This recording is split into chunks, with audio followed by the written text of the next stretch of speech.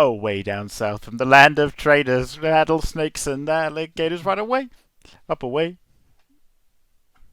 I can't tell if that means we're actually recording or you're just playing pisser with a No, microphone it again. means that we have just begun the podcast and we're now recording. Okay, right. Swag. So, Are you? welcome to the second of a currently unnamed podcast. Well, the name of which will be debated in the following. And as the same as last week, my name is famous YouTuber Henjamin. And I am TD, and I have not passed away in the last week. Everyone will be glad to know. Our third host is not allowed to introduce himself, I've decided. Yeah, his existence has been suppressed.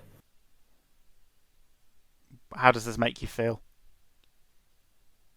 I feel suppressed right now. I feel like, but do you know what? This is par for the course from TD. Yeah, right, He- and this is par from the course for you. He likes to Like, go to places and oppress people. Yeah. This yeah, is what he because enjoys because doing. I jump onto the joke second, and then I get all the credit for it. Because Because you're the funniest person in the world, yeah, yeah, as as we've unanimously already agreed. established. Yep, yep, cool. Right. Do I get a name, or am I just going to be like Okay, No, no, so you can be an ethereal voice if you really want. okay, let me bring this, to a more official sort of opening, I think. So, as previously mentioned in the last podcast, I am Ben, known online as Henjamin from henceforth. I'm here with my previous co-host, TD. Hello, TD. I am TD. I exist. But we have a new host for the cast. Would you like to introduce who you are? hello? Yes, I am Chris, also Krong, also Clark. So expect any of one of those three names. Thank you for having me. Mm, well, it is. I mean, to be honest, it is an honour to be on a podcast of this caliber and viewership. Of this standing, yeah, Yeah, think you're in think the like top 1 million on Spotify. not even on Spotify. We're not on I think Spotify. you I think that's something that you would have to pay in order to be able to do, from what I understand. Yeah, yeah. Based off every other podcast that I've heard, thank Mm. their It's often listeners that for. a Spotify like an ability to be on Spotify often seems to Mm. require some kind of Patreon or something. Yeah, and yeah, But I'm passionate about So YouTube.com as a platform, so yeah, yeah, mm, yeah, so the classic. so I want to bring us onto our first topic, which is I want a little bit of a back and forth as to the name of this podcast, because I think when I decided last week that it was going to be the Henjamin and TD podcast, I think that the problem with that name is it's not very catchy, and I and kind think of And long. there's also a third member of the cast that's just not mentioned in the name. true, yeah, Yeah, yeah, but you only came into existence about 5 days ago, so Oh, you that's know true. that wasn't a Coming up to consideration at the it. time. What I'm getting at is that it's an exclusionary name, if you will, and also not very catchy. yeah. So I think that we should Yeah, debate as to what we should call the podcast going forward. A bit of a retcon, if you will. You know, yeah, a bit of a retcon of the last cast as well, because I'll probably like change the name on YouTube and stuff. yeah. So I'm gonna start with my sort of thought process on this because because it's on like my Henjamin channel. I thought just having it as Hencast was quite good, but TD had a bit of a counterpoint to that. in that it sounds like a hen, as in a chicken. Yeah, and a later thought came to me of it also sounds as if it's about someone called Henry. Um, Now we do know someone called Henry. Shout out Henry, but none of our names are Henry. But do you know? But do you know why the channel is called Henjamin? No. Because hen means strange in Japanese. Ah, So fair. the story is that in a class, um, it was in a class last semester. Um, we all had to sort of write our names on a board for a time to do a speaking test, right? And we had to write our names in katakana. So Right. I normally write my name as Benjamin, like with those sounds. But if you need like what's called a duck ten on the be sound to get like the be sound, because if you forget that, it's a he. So therefore my name ended up as Henjamin, and my teacher thought that was the funniest thing ever Okay. because it means strange in Japanese, and I thought it was actually quite an amusing name. Yeah. So it doesn't have anything to do with chickens. It's hen as in strange cast, but it's kind of cultural as well. That's what I liked about it.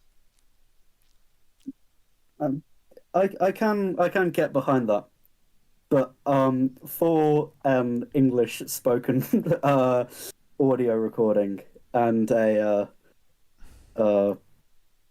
English, well, all three of our primary languages is English. Um, yeah, Okay, that's that. who put the cuff cast? That was not me. That was I that was me. Who put the cuff cast? Me.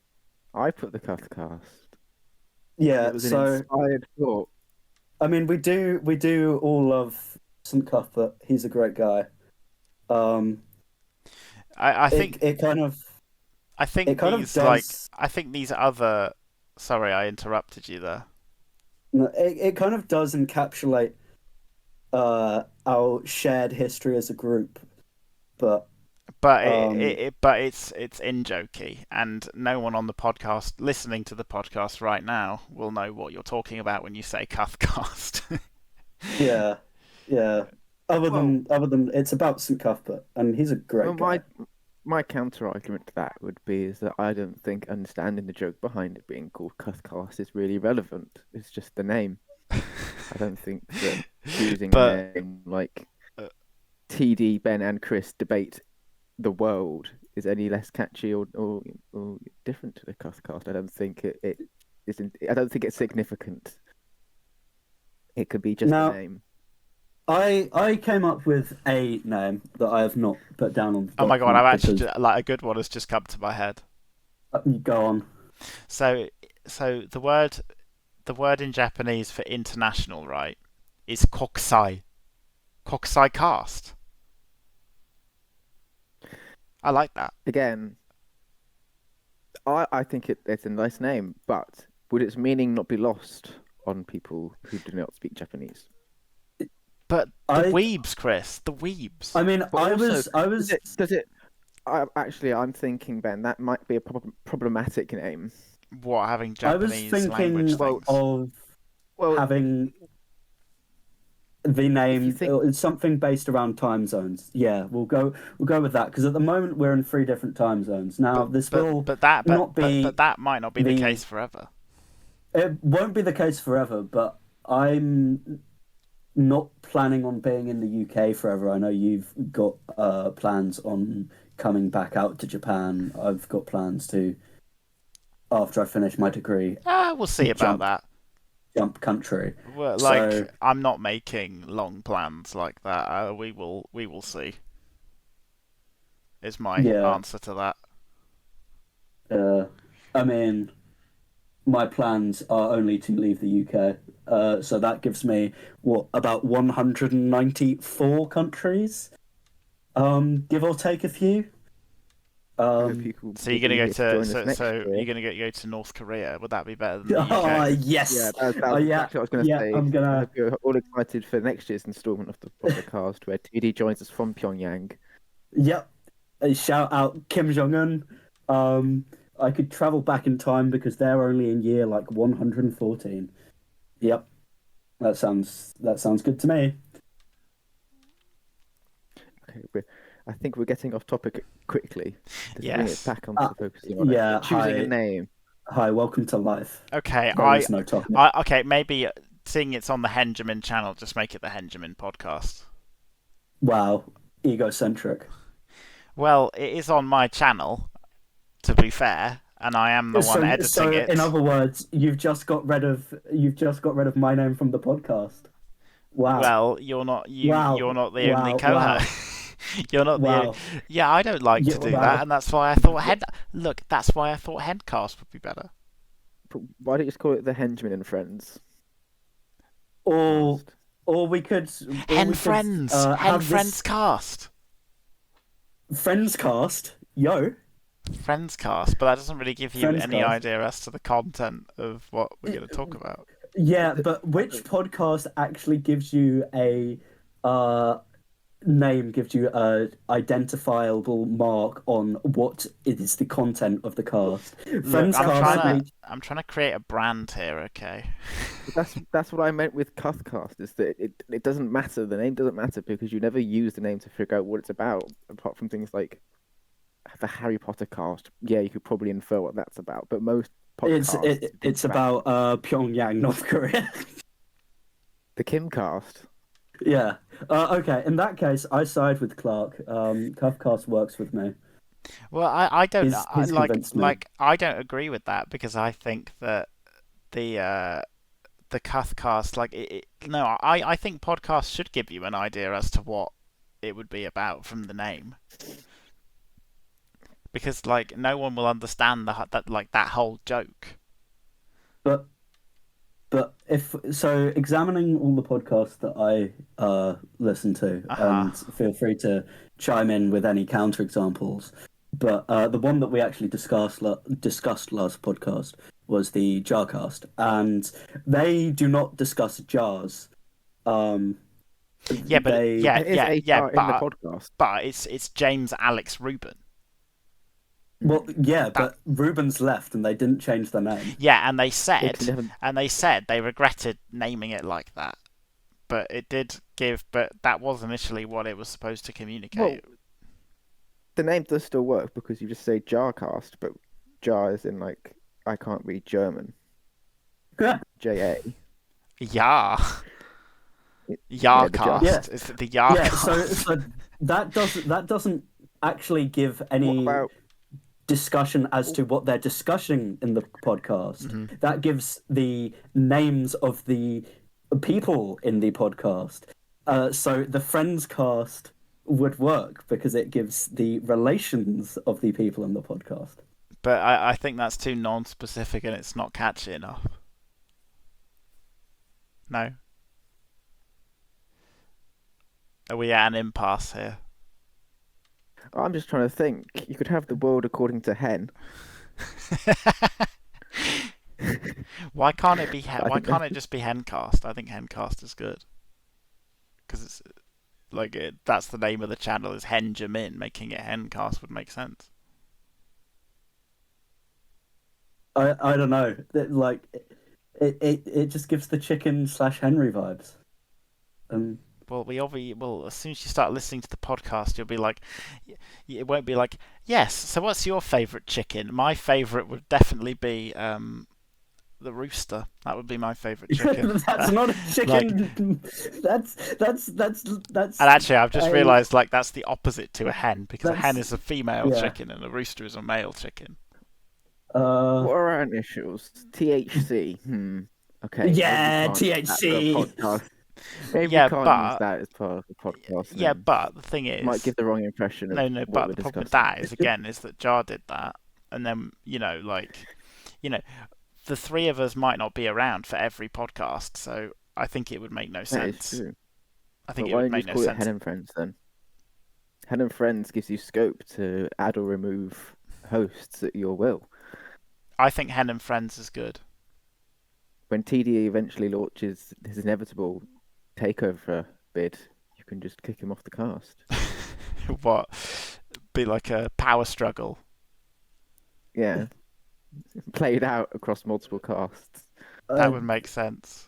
I think we Slowly- have actually progressed beyond our beef era. I can't actually remember the last proper drama that we had in even the extended friend group. So I think we should it's start probably that drama one like on the TD that you podcast for the see- world to see. Yeah. yeah, Yeah. no, I've retired from that life. I'm Say something controversial. no with Chemtrails. Ooh. That's controversial.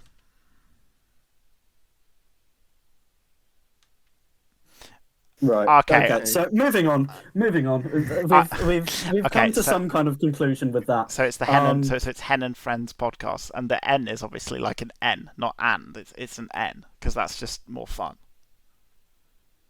As long as you apostrophize it correctly, sure thing.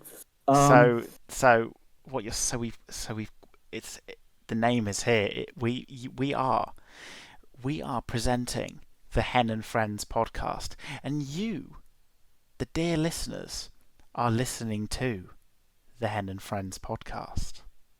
Brought to you And I by.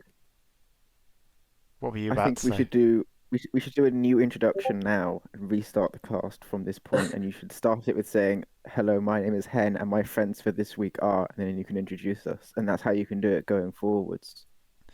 I don't think that we should restart the cast now because I think this discussion was too good to cut out. No, I don't mean like cut it off. I mean like, right, we all stop talking, and then you can be like, "Okay, we're starting the podcast with the new name now," and we just keep going. Hang on, wait. I didn't actually mean to come cut up the with. conversation, otherwise we're gonna have nothing to talk about. No, I've had a very difficult a realization. Yeah. What happens if Ben's ill? Then it becomes the Friends cast. Well, if I mill, Friends well, if cast. I mill, who's going to record and edit the cast? I have the ability to record shit. I can download IBS. Okay. Okay, and, that's fine. and editing, it might turn out shit, but it would be funny. And so, yeah. If you're not here, Ben, it just becomes the Friends cast. Okay, so from now on, if we ever do a cast where it's just the Friends cast. Yeah. It's just the Friends cast, or it's the Unfriends Yeah. cast. I get deleted. I don't deserve. The one where Ben goes AWOL. Yeah, the one where I go AWOL. Give me 1 second. Oh, good. We are still recording. Lovely. Good to know.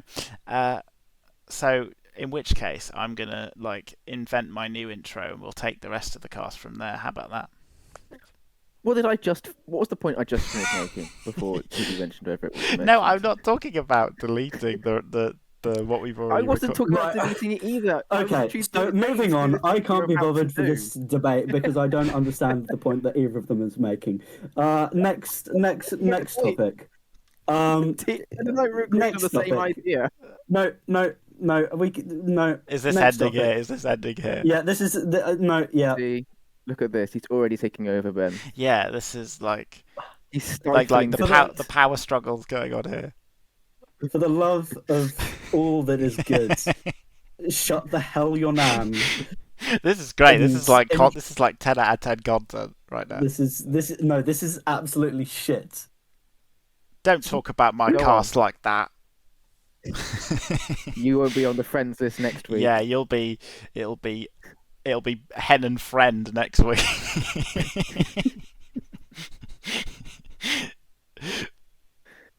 See, he's just quiet now. He has nothing to say back.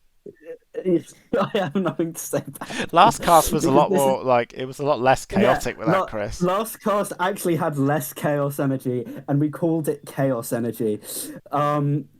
Yeah. Okay, I'm gonna take my I'm gonna take my radio voice. Let's do it. So Right. now that all of that fun debate is over, welcome to the Hen and Friends podcast. From here, we will move on to the next topic that we have. Yeah, So I agree with I this. don't know if you want to start your topic, TD, that you have. I Oh, think we're starting TD's mystery topic of the week. if that's where you want to begin, I mean, based on the fact that I've already introduced it, I think it would be a good place to go from here. Yeah. Um, so my mystery topic of the week is linked to the assignment that was due 40 minutes ago that I have submitted. Otherwise, I'm kind of fucked. But Is that what we think you? I've submitted it. Is that where you were in like a library type place? That was when I was in the 24-hour study space. Shout out things that are 24-hour, fuck things with a closing time. Uh, I don't want to be dictated when things shut. Very lucky for you Anyway, that you have that. yeah, yeah. I do not. I have that at both my institutions because Epic. I do in Manchester, yeah, not in Kobe. both here and back home, I've got my 24-hour study space. Mm-hmm. Um, right. So my topic is like betrayal.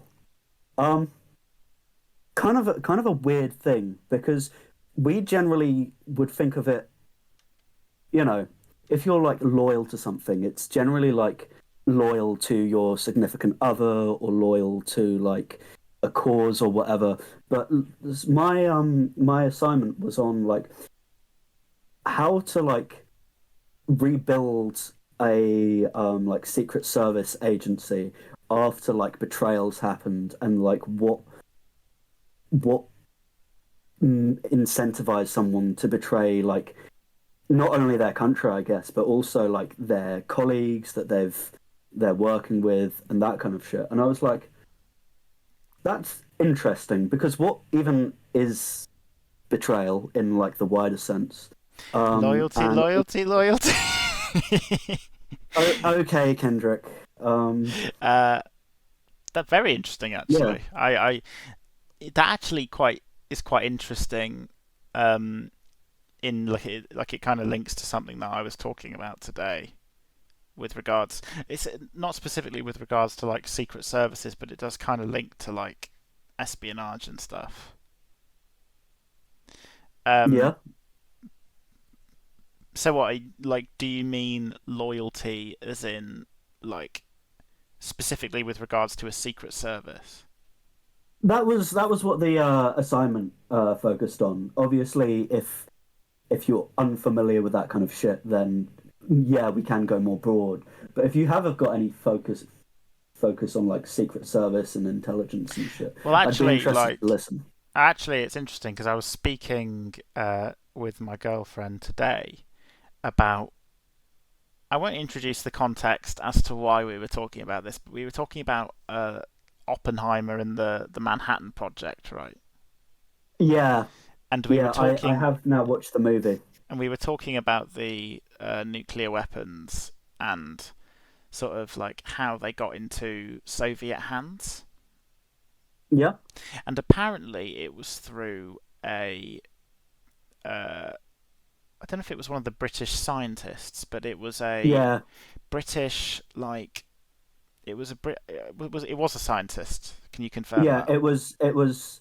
So if the movie is to be believed, which I think it is, I haven't fully gone through point by point, but I think it's one of the British delegation at Los Alamos who um, leaked some of the intel to Mr. Joe Stalin.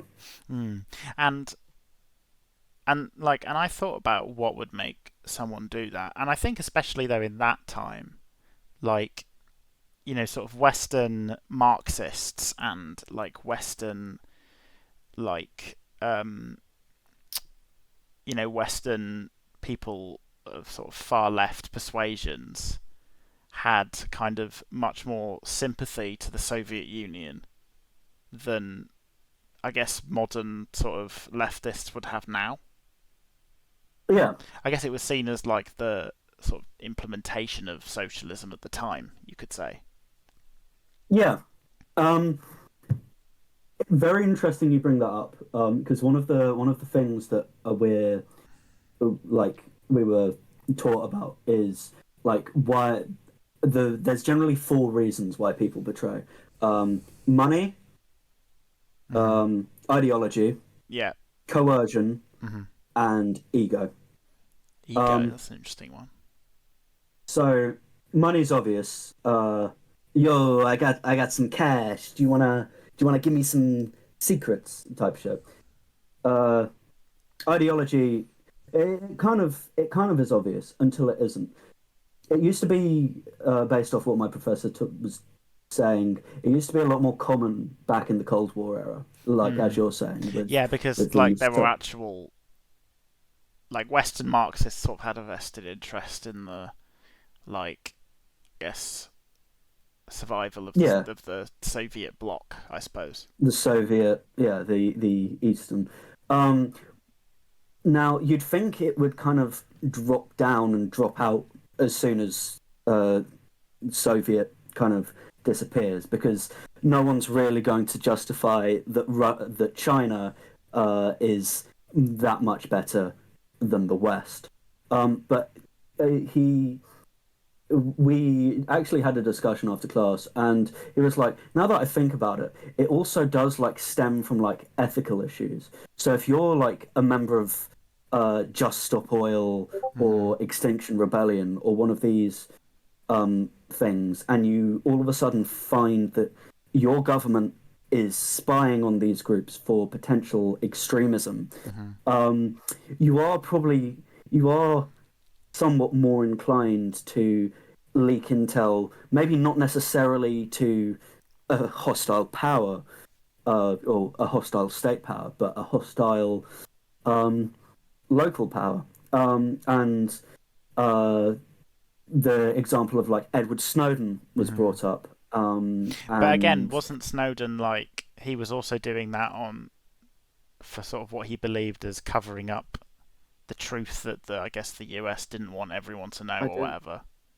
yeah, yeah, it's like based off ideology slash ethical principles. Convictions, Uh, like Yeah, I don't because understand the ethics aspect of that argument because what is unethical about a state surveying, organizations that are within it that may be harmful? because Don't. if you're a member of one of these organizations, if you've joined up with Extinction Rebellion, and Yeah. then you're part of the Secret Service, and you find that uh, your government is like looking at Extinction Rebellion and potentially designating it as a potential like terroristal organization or a breeding house for extremism, then you're going to be like, hang on, no, I'm part of Extinction Rebellion. What are you? Why are you spying on us? We're trying to save the planet. So it does That's still tie in with ideology, just yeah, in a that's different way. ideology and maybe like a moral argument of, oh well, I don't think this is correct, but I don't think it's ethical. Then there's nothing inherently unethical about monitoring groups. Well, yeah, but would you I think it say depends that how that monitoring's done. Like yeah, Well, and what the are the Snowden leak? but that's a different argument as to whether you should be doing it at all. yeah, The no, I'm not method of how sure. you Like, do it. I'm not sure. I'm fundamentally against the concept of a government, monitoring a group, especially if it's like a Well, if radical you've got ideologue. yeah, if you radical far right, far left, faith-based groups should be Yeah, monitored I suppose because Yeah, of the risks like of I suppose it's not. I widespread. don't. I also don't have an issue with it on principle, but it depends on sort of how invasive like those methods are, those and methods how much are, data that how they much data they're acquire gathering. about you. Is it Yeah, is it a violation of privacy as well? yeah, like if they're But doing it ethically. to but what I would counter that with is that I don't buy a lot of these arguments nowadays about people expecting a right to privacy, etc., from their state when they will quite happily sign over pretty much everything anybody could ever want to know about them to Google or Apple without, batting an eyelid at it. Well, the thing If is like anything, the state having that data is better than having it given to a private company that has, the private company can do whatever it wants with it. You don't know where it's going. There's no one accountable for where that data goes in the long run. Mm-hmm. Whereas with the state, there is it's not a strong link, but there's a tacit means of giving your approval or disapproval of how your data is handled. I think some of it's due to like who that they're trying to gather the data from, because I think it's the over policed communities who get most of the data targeted from them, and I could be completely chatting out my butt here, but yeah, I think that's what quite a few people have problems with. I think like here's my kind of sort of revised take on this. Like I think like a country's sort of secret service, like they should be prioritizing monitoring things that could be a perceived like threat to the state's existence. Yeah. But I think that's what they do already. Yeah, I agree that. Yeah, well, I'm not agreeing or disagreeing on what they do already. I'm not very educated on the subject, to be honest. But like, I think it's a difficult one actually. I'm not hugely educated on the subject of how like, secret services sort of function and stuff like that. Would you like me to, while you collect your thoughts, explain the other two like reasons that most people defect? Obviously, it's not catch-all. Go on, yeah, I'm interested. So coercion is again pretty simple. It's like if they have blackmail on you, like we're going to reveal a big secret, or if they've got like if someone close to you is being held hostage, then or if, say, you've given away some information because you needed a bit of money, and they're like, "Oh, we can reveal who you are to your organization and get you locked up forever unless you keep leaking." Kind of like some of the scammers do. Mm-hmm. Only this time it's someone who wants pivotal state information as opposed to your money. So someone who wants to use someone who wants to use that information for a personal gain, ergo blackmail, ergo blackmail. Yeah, yeah. And then ego is it's pretty much, say you've been passed over for a promotion and you think, no, look at all this like intel I know. Like I've done such a good job. I'm so good, and then they've passed over my promotion. I'm gonna fucking give this to the Russians, see how they like it.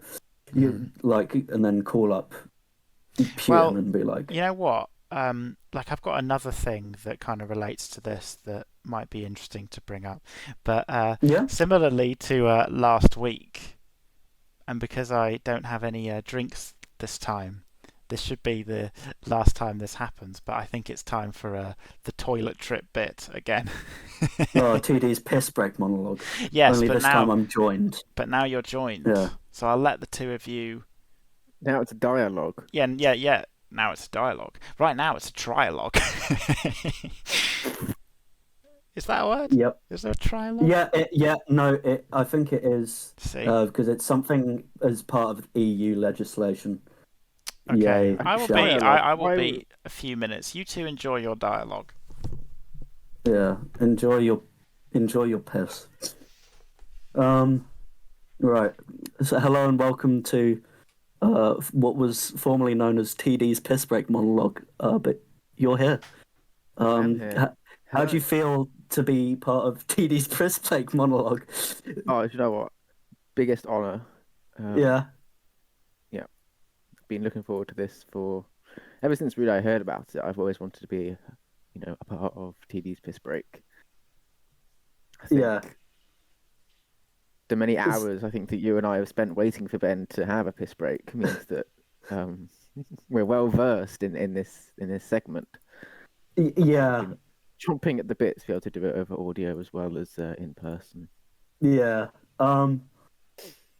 You see, unlike the entire name of the cast, I can't be fucked. So it's staying tedious piss break monologue, despite the fact that that is a maladaptive label.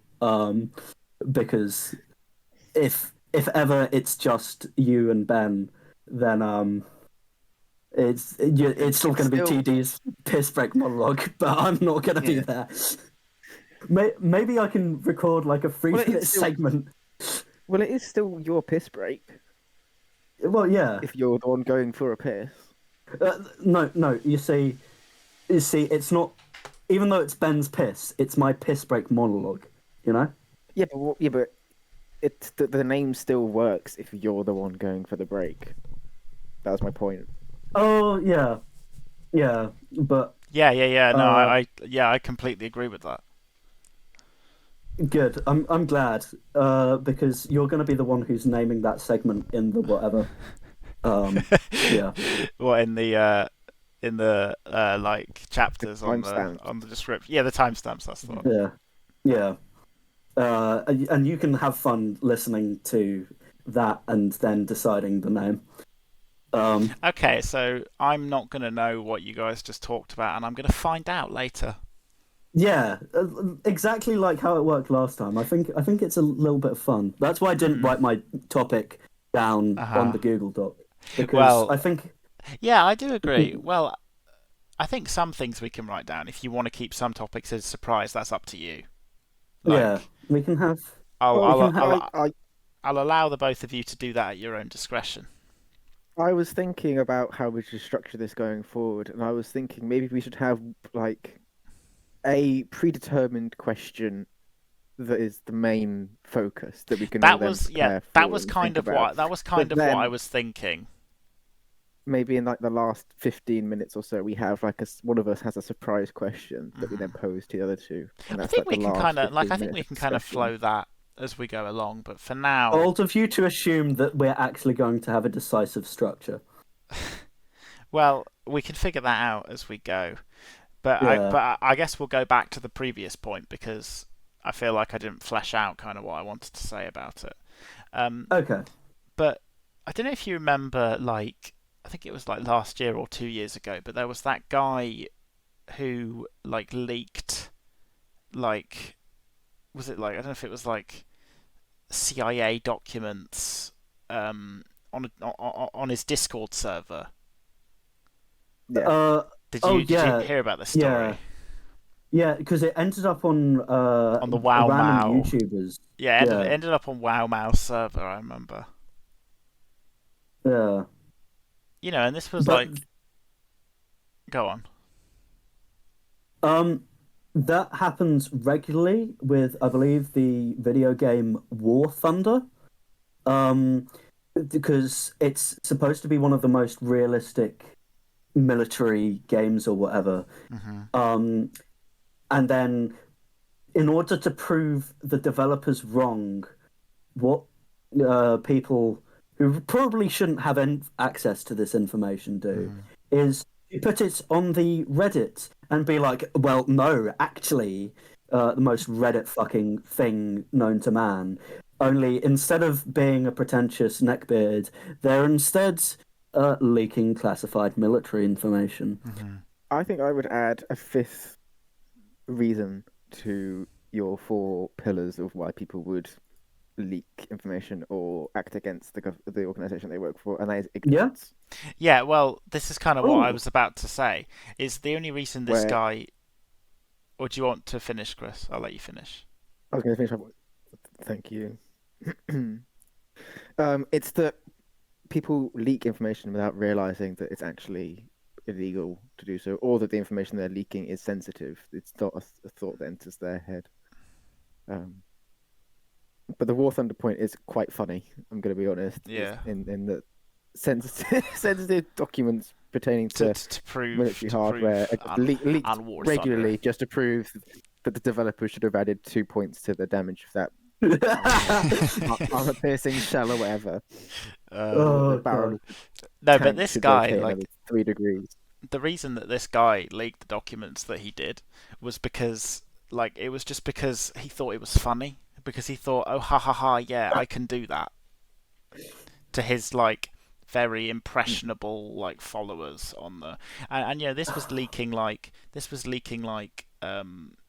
positions of, like, American agents in like Russia and Ukraine getting, like, intel on what's going on there, and you know, things that they can do to help the Ukrainians, and essentially blowing the cover of, like, agents abroad, Fuck. just because he thought that it was, like, funny for his, like, follower base. Jesus. What a fucking idiot. What a moron. I would Okay. class that under ignorance, though. It's ignorance as Yeah. to Yeah, the yeah, impact of the and do you know what? actions. That's why I thought it was so interesting that you said that, because I think that really comes under that, I suppose, classification. But would you That say ban, that that this ban. classification is historical, or do you think it dawned with the birth of the internet? No, it's been going on since forever, I would say. People always say things they shouldn't have said because they don't realise the significance of it. Hmm. Okay. Edgy, Yeah. edgy things, edgy Yeah. jokes, things Okay. like that. But I Yeah. bet back in I Roman will. times, people were saying behind their backs about how Julius Caesar was balding or whatever. Hmm. That's not intelligence. That's just It is diss intelligence. tracks. It's just That's an facts. important piece of intelligence. Facts Okay. feat Ben Shapiro. Okay. But yeah, I'll bring that He up has to my voice. professor. Um, we can. Yeah, I mean, I guess my Yeah. Is this final, what this? I guess my sort of final point on that is that, like, I don't know how, like, as citizens of our country, how knowledgeable are we as to how the Secret Service operates? Probably not very. Um, I don't know how much of that information is public knowledge. I'd say a lot more after doing this course. Hmm. Um, but obviously, yeah.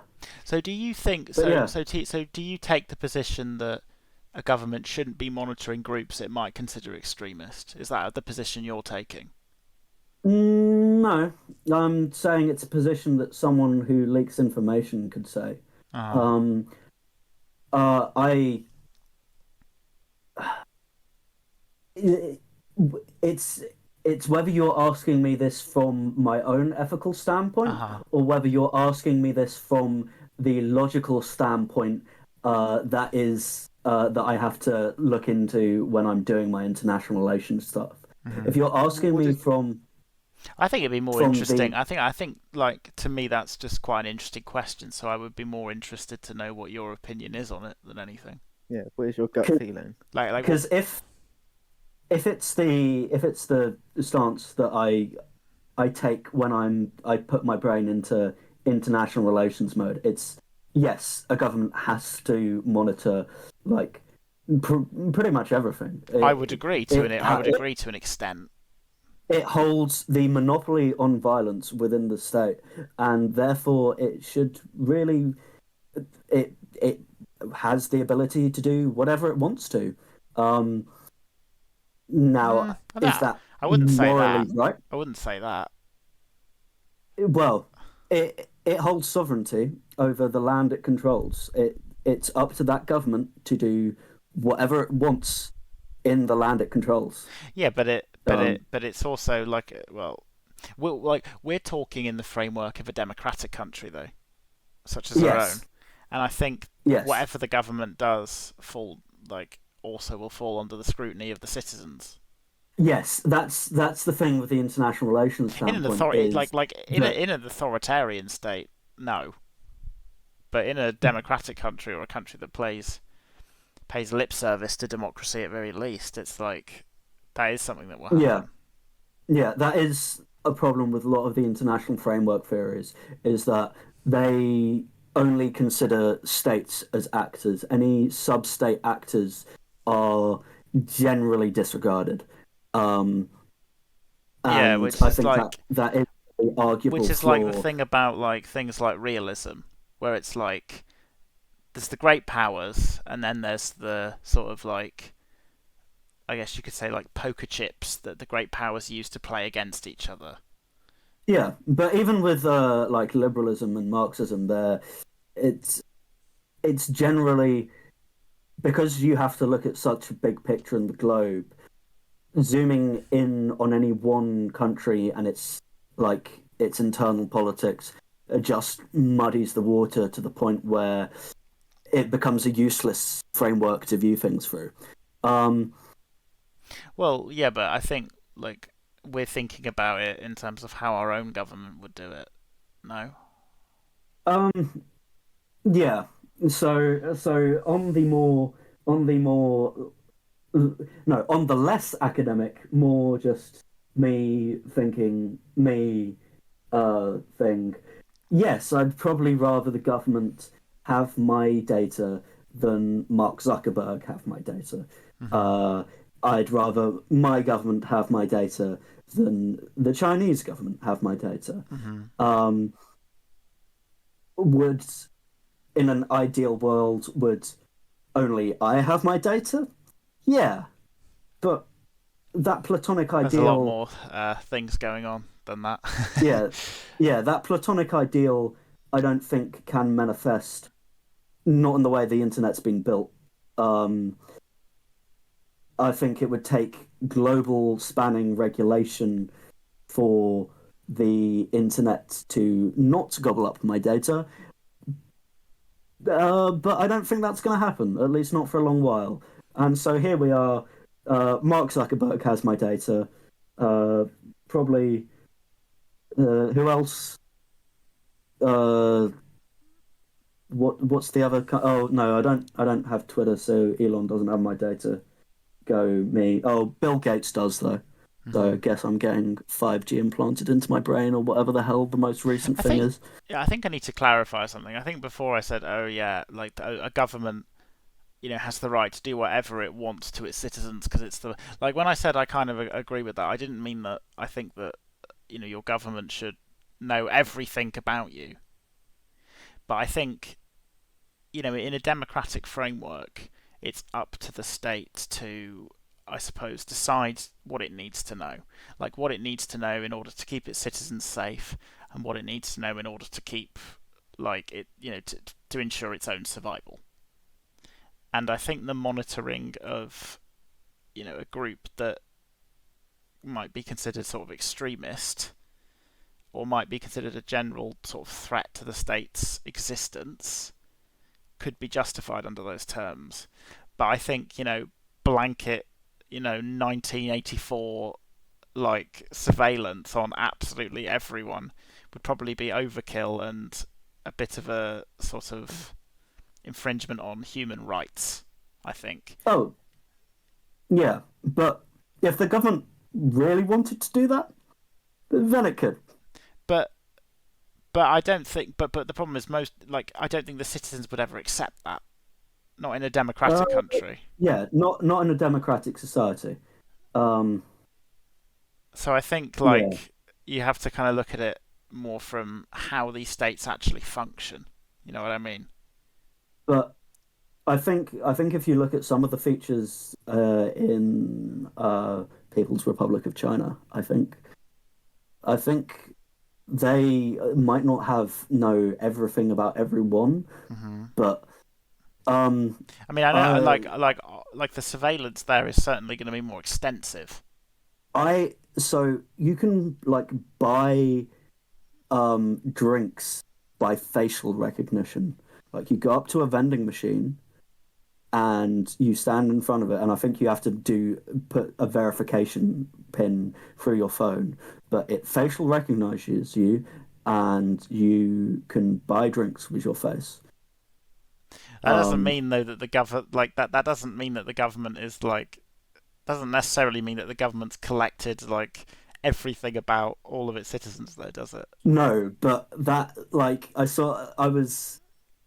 was video calling one of my friends who uh, is from there, and he was like, "Yo, that's like, yo, look at this really cool thing I can do." And I was like, "Damn, yeah, that's cool." But at the back of my head, I was like, I would never want to do that because I Well, I don't think know it's just been like, who's oh, I think getting that that. would be a voluntary thing, surely. Like you put it Yeah. in some payment database and then you can pay it. I don't think that's like because Oh the yeah, CCP has I don't all of think the it's information on this person or whatever. I don't think it's mandatory, but it's just. Do you think that that would actually take off in Europe, Yes, in Yeah, I Japan, don't see in why the not. States? I don't see why not. yes, because it's convenient, Ooh. and people choose convenience pretty much whenever they're given the option to. I think Yeah, but is it that much more convenient than just whipping your phone out and doing Google or Apple Play? phone pay was a thing in China before it was in the West. So think about that. Mm, I guess. I guess. Yeah, I mean, Yeah. like it's a tough one. I think it, like honestly, I think the government should do what it thinks it needs to, but when the citizens are armed with their information, the government should also be accountable to them as to how far they're willing to do what they think is necessary. I think that's what I think on this topic. Yeah. I mean, the one thing is how much information do you give to the citizens about the information you've collected? Well, isn't that the whole idea of a secret service though? Is it's supposed to be secret and Yep, it's supposed to be that's classified? exactly the point. It's finding it's finding that balance between not doing too much surveillance, Hmm. not not giving away too much surveillance, Yeah, um, and yeah. yeah. I mean, this is Well, I'm regards glad. I think this is regards to like domestic intelligence. Yeah, Foreign the way I think yeah, intelligence about it is is a whole different ball game, I think. yeah. Foreign intelligence. I think we can come to another time because I think this topic has been very interesting, but Yeah, I I think think there's we've. a few more that we want to get through. But go on, Chris. What were you going to say before we move on? well, I think that how often in your daily life do you think about? Oh, I wonder what MI5 is collecting about me, or whatever the Kiwi security services or the Japanese security services think are like collecting or thinking about me. The You average, don't ever. You never think about it. the average No, person doesn't. I've only time thought you think about it about a it is when lot more you since taking this yeah, uh, but TD, paper let's be honest. course module They're not. whatever. Yeah, but let's be realistic. They're not interested in you. They probably have nothing about you because you're not a subject of interest. They don't collect data on everybody for the fun of it and just store it somewhere in case. No, They, it would be a waste of resources. I think the balance we have now is fine, where it's so unintrusive on general daily life that you don't think about it unless you're doing something that puts you that You draws pose. attention to yourself. Yeah, yeah. Let's say. You pose an existential threat to the state. I mean, I don't think that should I don't think that should mean that we shouldn't have like freedom of speech, though. I think we should. But if the things that you're saying are drawing the attention of the state, that's kind of on you. Like you have the right to say what you want, but you know that's what I think. So I think TD. Well, I'm not sure who it was that originally Uh, sort Bold of you of. to assume that I typed on the Go on, document before 2 minutes go on. ago today. So I think like the so Just suppress me some more, Ben. I'm not suppressing you. So the You just said that my question was TD's question. well because Yeah, look, TD came let's. up with the phrase. Yeah, to be fair, I did. Yeah. Well, I mean, But actually, was it me or was it divine channeling from a higher power? but the principal question is whoever wrote this in our notes for this podcast is wondering why did pop, the music genre, become poo? Why did the genre of music, the very broad genre of Right. music that one can refer to as pop, is not what it used to be? So, as the person that came up with this question, I think I should start off by just explaining where I'm coming from with this question, which is that I feel that in this current day and age, a lot of new pop music, in particular, but I'm sure it extends to other genres as well, is becoming less focused on producing a good coherent album with good music, as opposed to you've got to create songs that have got a 15-second part of it that you can dance to on TikTok. And we're seeing more broadly a shift in all media to a focus on the ability for that media to then become part of a TikTok trend. Mm-hmm. So things like films need to have a segment in that can be put on TikTok, or like, you can dance to the song in the film on TikTok. What was it? Was it Saltburn? No, no, no. Why did Had you the just bring song? that movie up? No, but Why no, did you no, bring that because movie up? it had the song in It's a that then murder on the became the dance TikTok trend. floor. Exactly, That No, it one. became a no, TikTok trend. no. That is an example of this I'm point. actually rolling on the floor, dying right now. What's wrong with Just But What's no, wrong with but because Saltburn? I've because it seen that makes my film. I point. quite enjoyed it. Me and Right. our friend who is currently residing in LA saw it when I visited him in LA. Uh-huh. Because I hadn't seen a movie in, we're going to go with 5 years. Yeah. And my God, that we both, after watching that movie, I was like, my brother in Christ, I am not watching another movie in cinemas in 10 years. And he was like, yeah, understandable, bro. I'm sorry about that. What was So so yeah. Right, but what was so the strange film about itself it? is irrelevant. The Okay, film we're itself getting is off topic here, irrelevant. but Yeah. It's the it's the idea that the film has to have a moment that then can go viral, and it's the that's same with like, things like yeah, that's music has to have that viral bit that then can go trend on TikTok, or even it extends to things like political discussion, where instead of debate previously being long form, people would deliver powerful speeches. It's now become, okay, I need to get a question out that I can record the answer to in 15 seconds as a gotcha and put it on my social media. Soda! I think this also extends to, like, funnily enough, podcasts, because I've seen a lot of like podcast channels now just like clip things into like little TikTok Yo, you know shorts or what would be whatever really with stuff meta? like that. If we clipped this 15-second clip into a clip and you uploaded it as a YouTube short. Yeah, I'll do that. yeah, That's funny. Yeah, That's really yes. funny. but it's everywhere now. Everywhere, every piece of digital media has to be TikTokable, and it's a real. I think it's to the detriment of actual good Um, good media production. I feel that quite a lot of, I think with politics it was a problem well before TikTok. I feel even in like 2012, 2016, Well, you still had I would broaden that. a lot of clippable, like the journos being wanting to make themselves look as good as possible, and the candidate that they clearly supported as good as well. Um, but in terms of media, I very much agree that in the last, again, throwing out a random time, we're going to go 6 years with this because TikTok took off in 2018, didn't it? Yeah, like the music is getting whatever. TV scenes are getting the exact length that you can upload to TikTok. Shout out whatever. I think it's young Sheldon that keeps on appearing in my YouTube shorts. I mean, it's quite interesting actually, because I think, like everyone in each sort of specific era seems to think, oh yeah, this era has like the worst music ever, and like, and then looks back on it like, and then it's kind of looked back on more fondly than people thought of it kind of at the time. But I think what Chris is talking about is less like pop as a like art becoming worse. It's more art becoming clippable. It's art becoming like designed for short form content success. Essentially, this is more what you're trying to get at, right?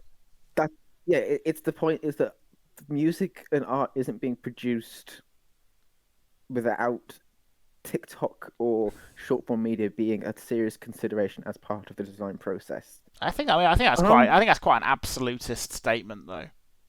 Yeah, like I think there's a lot of. Well, Go on, TD. well, I'm not talking about niche smaller artists. I'm talking about your big studios, your big pop stars, that sort of Yeah, Your major level labels, of are certainly. we only referring to the genre of pop though? Because well, as someone who and to refute what I think Ben thinks I was saying. I'm not saying that art is shit. I think we're living through the golden age of hip hop. I'm like the amount of banger albums that have come out in the last year from hip hop artists is pretty high. Um, and again, I haven't seen much hip hop in TikTok/YouTube Shorts, other than recapping the current insane, like 70 people beefing with each other, which I think we'll have to have another cast on. But I think with pop, it very much has. I very much agree with Clark in that it shifted to be clippable more so than anything. Um, yeah. Um, I think there's a lot of pop music coming out at the moment that's sort of perfectly fine, to be honest. Like, I don't think any of what's coming out at the moment is any worse than it has been before, in my view. And if it's being designed to, create clippable content, I think I haven't particularly noticed it affecting the quality enormous. Can you give me like a good example, Chris, of something you're Um, talking about? so I think of anything Taylor Swift has done in the last 3 years. Go on, and how is what Taylor Swift's done designed to be clippable? Can you explain that? Or I can give more examples. I can say things like the new Ariana Grande album Yeah. has songs on that are. It's where structures of songs are done such that there's a segment that perfectly goes onto TikTok that you can dance to.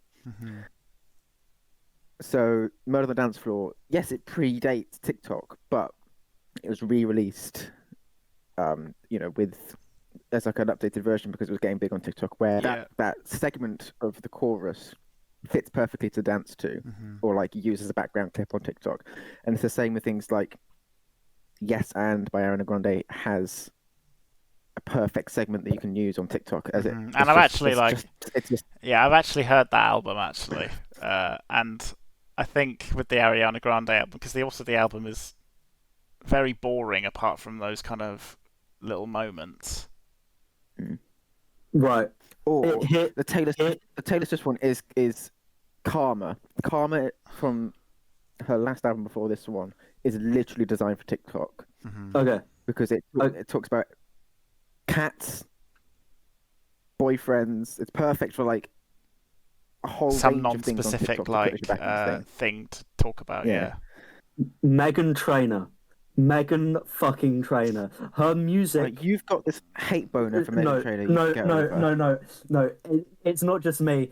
Jar Boys did it too. Her music is literally, and it's not just Jar Boys. I was talking to one of my friends here. No, like her music is horrible. I won't defend it. I won't defend it. Megan, she releases the same fucking song every time, and it's literally the TikTok brain rot. It's like the amount of like clippy whatever, like the literally to quote her song, and also many other people who have made fun of it. I am your mother.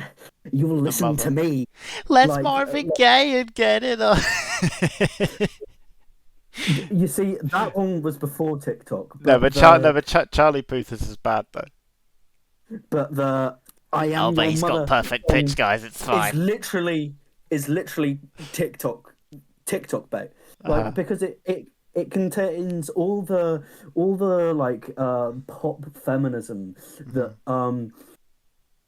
it's really like has big communities on TikTok. Yeah. But it doesn't actually say anything, in my opinion, at least.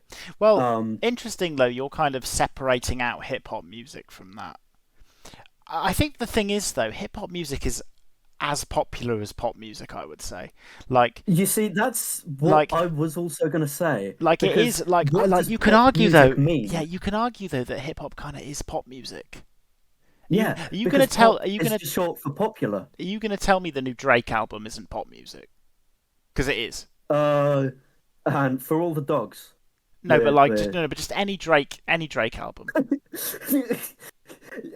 Drake's released a lot of albums of a lot of different qualities and a lot of different like Drake thingamajigs. Drake is going for the charts most of the time, right? Oh yeah, And I think that like most of you could argue that most of like Drake's music is pop music. Yeah, I think the thing is like where the line of where pop music is quite ill defined. That's kind of what's difficult with this discussion, I yeah. think. Because you don't often hear Drake songs on TikTok, and Yeah, admittedly, you it's been a do. What are while you since talking I. about? Okay, it's been a while since I uninstalled TikTok. I Um, yeah. and I So cannot that's think. why you haven't been replying to my TikTok. Uh, yo, did you just drop my government name, bitch? I'm TD. Yeah, we don't do government. Well, we do government names here. I've given my government name. Yeah, but we can You know, cut my I mean, government it's name. interesting though with pop music trends and how they like are sort of born out of the context of their time. I think it might be interesting to bring up the whole like ringtone rap era. So, do you know what I'm talking about, TD? I suspect I do, So but go on just to make songs sure. like Soldier Boy Crank That and Yeah. Okay.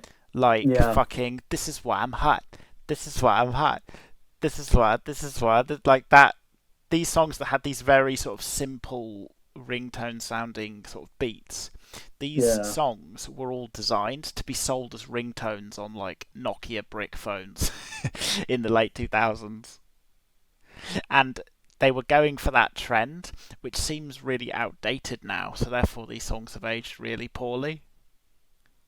So I think Excuse me. Crank That is still played at the clubs, at least in my corner of it the is, planet. but you wouldn't say it's like highbrow. You wouldn't put it next to No. the new Kendrick song, would you? It's not like highbrow shit, is it? It's Fool. obviously going for a Are trend. you insulting the intellectual, thought-provoking, provocateur art piece that What? is But what I'm Soldier getting at Boy's is discography? I think that music going for a trend is kind of nothing new. I think. And like I think it's only I think the TikTokification of music is only a problem where it really like noticeably affects the quality. If they're just trying to write a catchy song and that catchy song has a moment that blows up on TikTok, I don't see a problem with it. I think it's when it's to the detriment of the quality is the problem. But Did it? that's what I'm saying in a broader sense. Things like film as well. Yeah, yeah. Can you You can clarify what you mean tell that on they're film? Yeah. I Because can't get behind I don't film. entirely understand what you're talking about with that. where new films that are designed to have a big viewership have a Mhm. moment or a segment that is designed to go viral. Yo, that's so hype. Shit like that. The Barbie film is Oh basically no. the whole thing Oh is no, don't get him designed to go on started on the TikTok. Barbie film. The whole thing is designed to go on TikTok. You've got the song from Ryan Gosling that's designed to go on TikTok. Literally me. Sorry. You've got the songs at the start; those are designed to go on TikTok.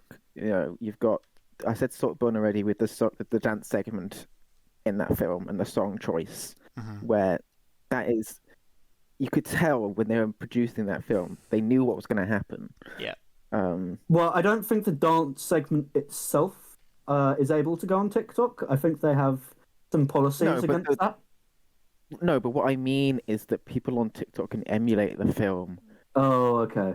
and the way that that's why it blew up in the way that that film did is because people on TikTok were emulating the dance scene from it with that music.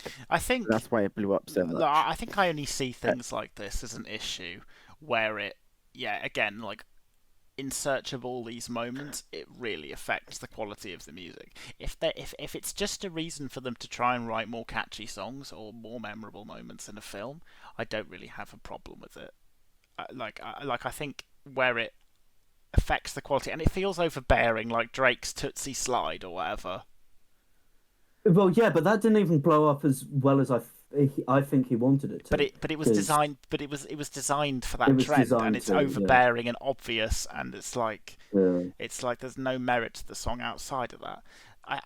But I think where it's not overbearing, I personally don't have a problem with it because like the appeal of pop music's always been to attract as kind of wide an audience as possible. You know, that's my take. But that's not what I mean. But that's not what I mean by it, though. What I mean is that yes, you can write catchy songs, but it's the way that these songs are being written very specifically to be catchy to a very specific audience. So you're TikTok. So you'd want you're fine with a bit of that, but you're kind of getting fed up with the proliferation of literal. Oh, this is a TikTok song. Okay, I kind of that's want exactly something what else I to mean. chew on. Okay, Yeah, it's the problem. I can get It's behind the that. problem of where it's overbearing, and I can Yeah. I can There's a lot, understand that. and then you've got things like, what was her name that performed at the Grammys for the first time ever, and she performed a TikTok song. That's the only reason they had her on is because she'd blown up on TikTok. Like, it's like this one medium is now Dominating dictating to all the rest. Yeah. How they should, Yeah. what they should be doing. That's kind of just traditional media, like trying to capitalize on things like TikTok in order to survive, essentially. I mean, I would say that this is an issue that mainly I would call it mainly a pop music issue because I have not seen. Admittedly, again, I've uninstalled TikTok a while back, and my YouTube Shorts at the moment is just Mario Kart gameplay, which is a lot better. Oh, and Young Sheldon, but I mentioned that. Can you Bazinga. as a side note, TD, explain why did you uninstall TikTok? Because it was And then cringe. let's just watch YouTube cringe. Shorts, which is just TikTok reposted.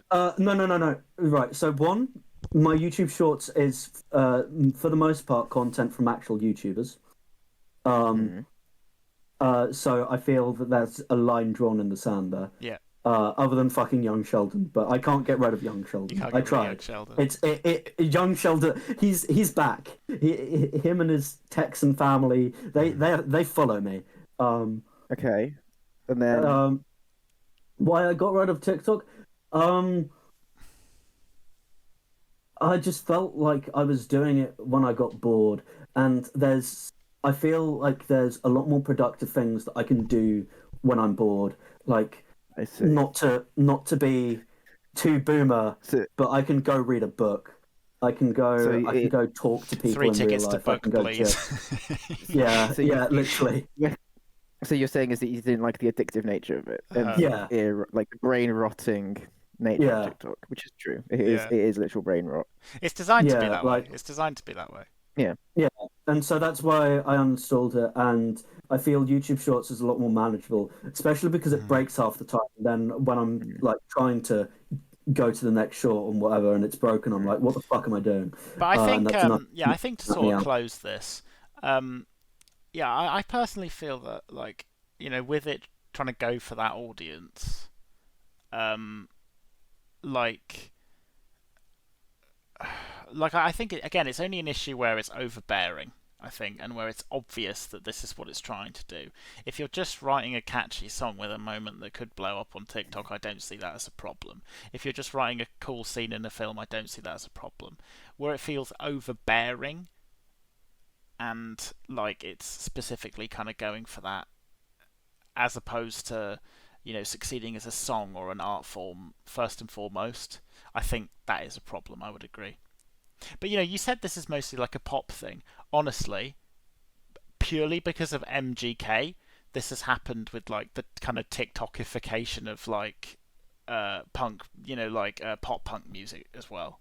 I think this has happened as well. Yeah. And MGK and Youngblood are solely to blame for that.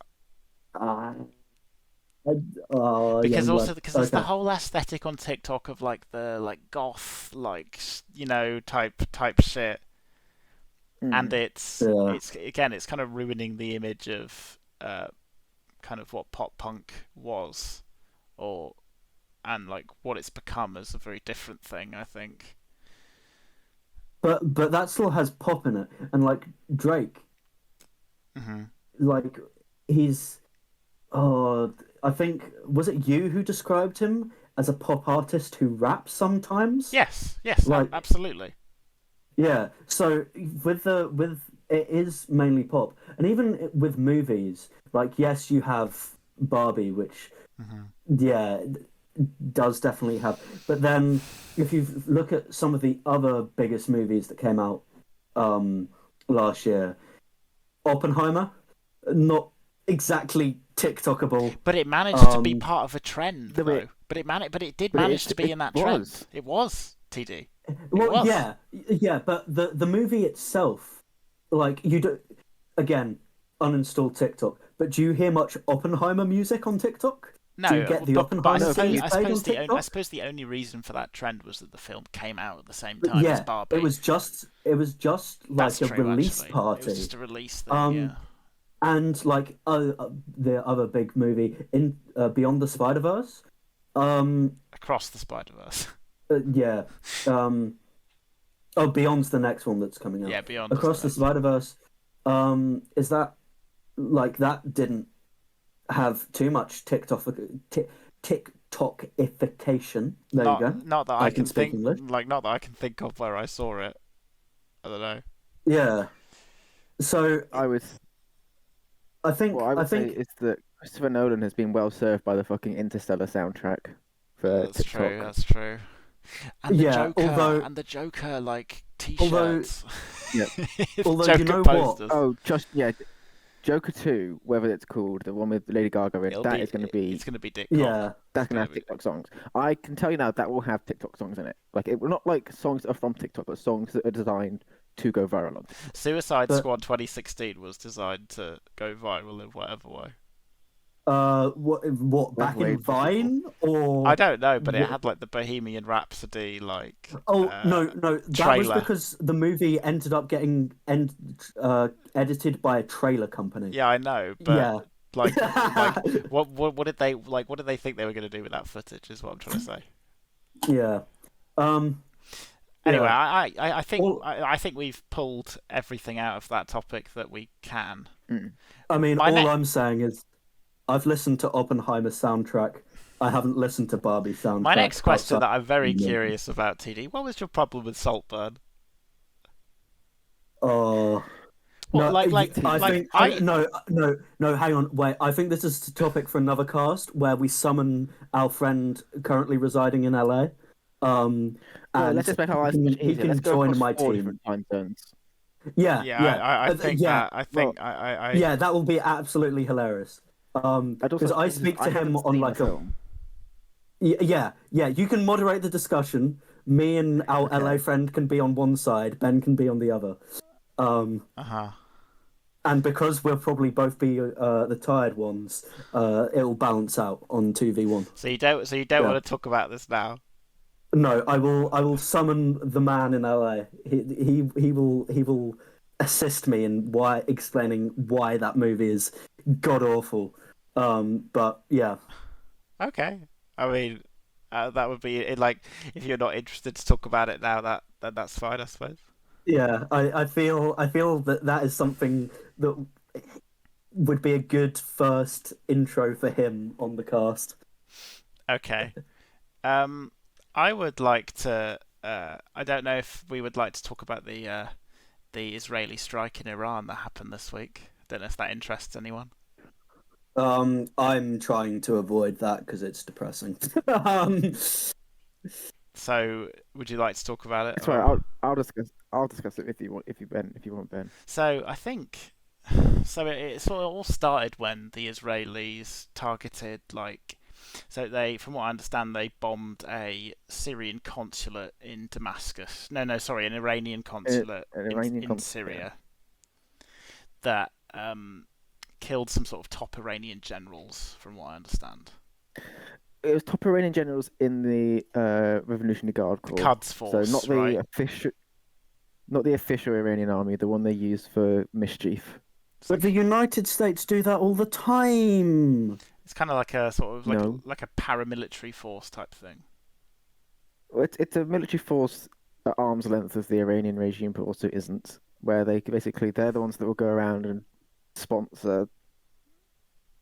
Well, that's essentially non-state essentially actors. Iranian foreign policy, is it not? It's like, yes, let's let's cause as much havoc to our neighbours with non-state actors as we can.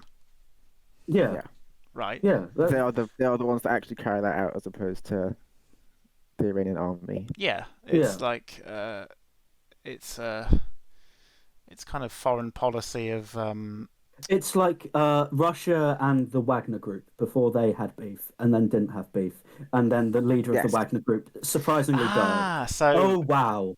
So I guess comparing it to the PMC Wagner is quite an interesting comparison, because obviously Yevgeny Prigozhin fell out of favor with Putin. Yeah, and then he suddenly died of plane crash. Did we say? Crash. Yes. Oh no! Mysterious plane crash. To be fair, if it was flying in a Boeing plane, I'm sure his family can join the United States suing them.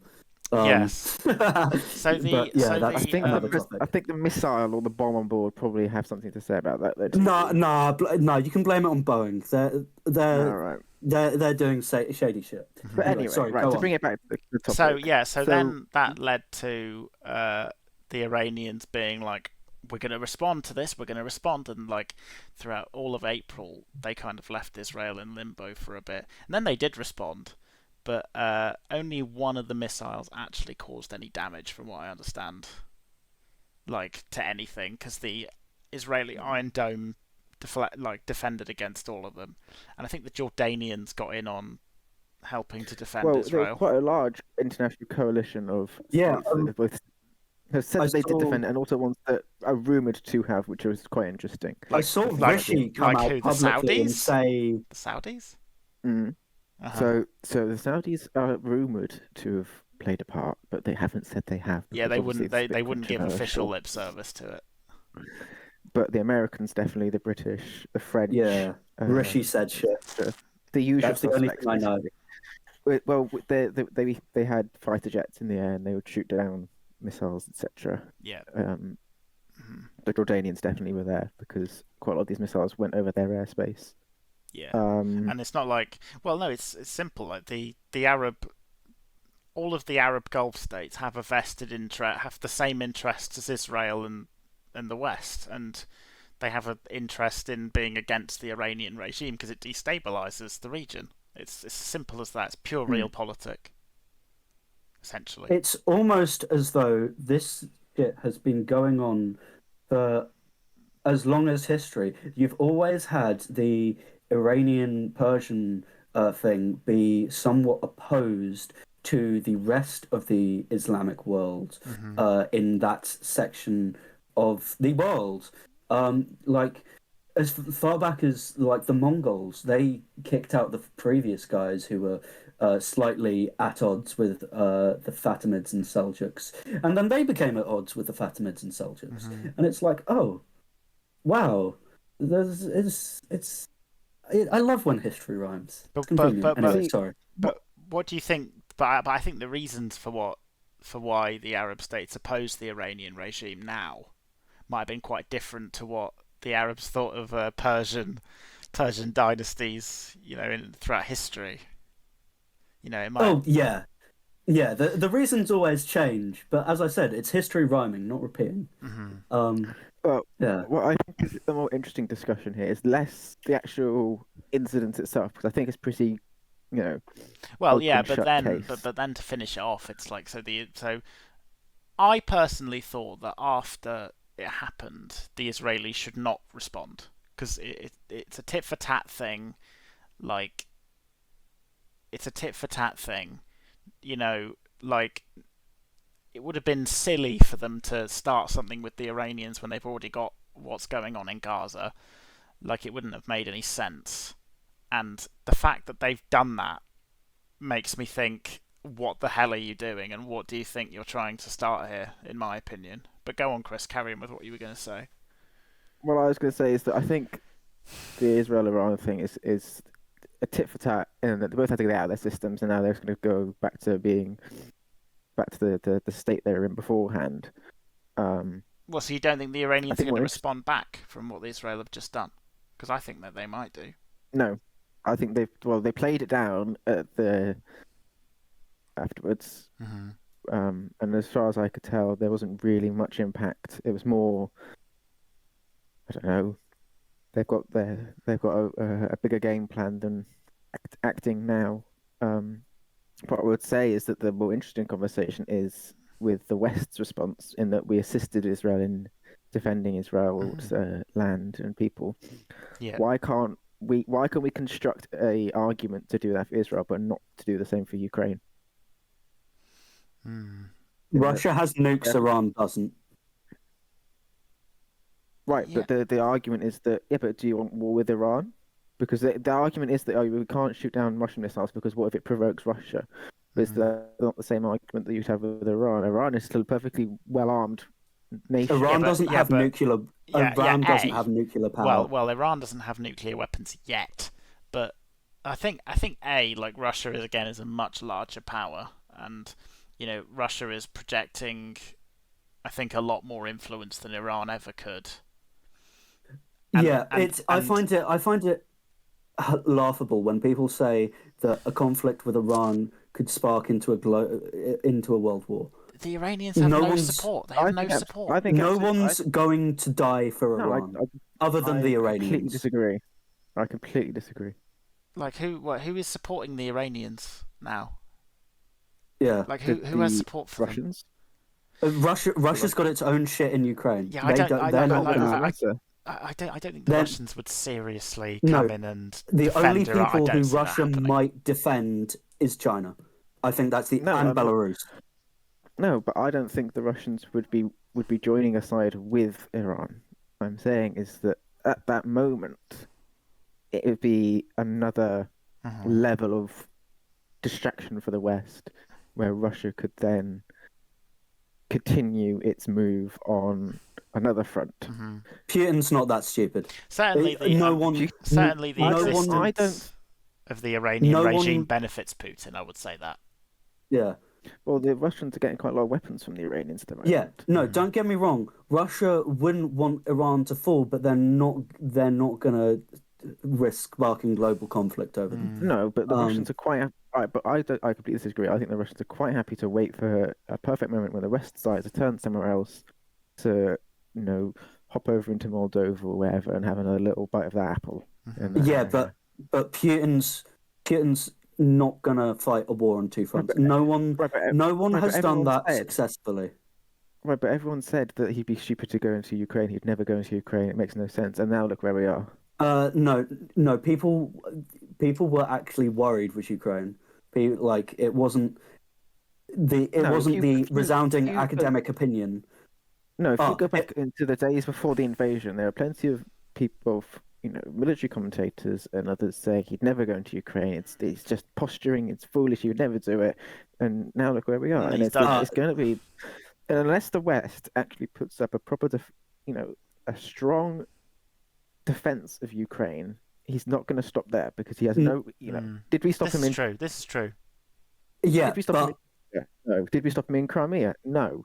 There has never been a strong Western response to. He's not going to do anything stupid in NATO, unless he wants World War III, and I don't think he's that dumb. No, because his bargain, his bet is that what we're seeing now is exactly what's going to play out, which is the Americans, who are increasingly retreating to the isolationist origins of their nation, because they always were isolationists before the First and Second World Wars. They had to be dragged into both of those, kicking and screaming. They weren't willing participants originally. They're going to go, well, we're not going to defend NATO anymore. It doesn't benefit us. Why should we pay for the defense of Europe? And then that's it. I certainly think that the United Kingdom and the French Republic have nukes. But it Yeah. doesn't matter because there's a implicit.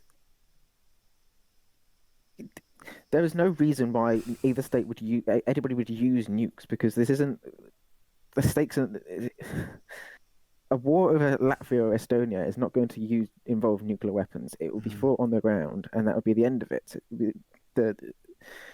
Because people in this country would make the argument, well, it's not worth a nuclear weapon. It's not worth the destruction of the world for Latvia, etc. That level is never going to be reached. But I wonder if he's a dictator, and he's demonstrated, and he's continuing to demonstrate. If you give them an inch, they'll take a mile.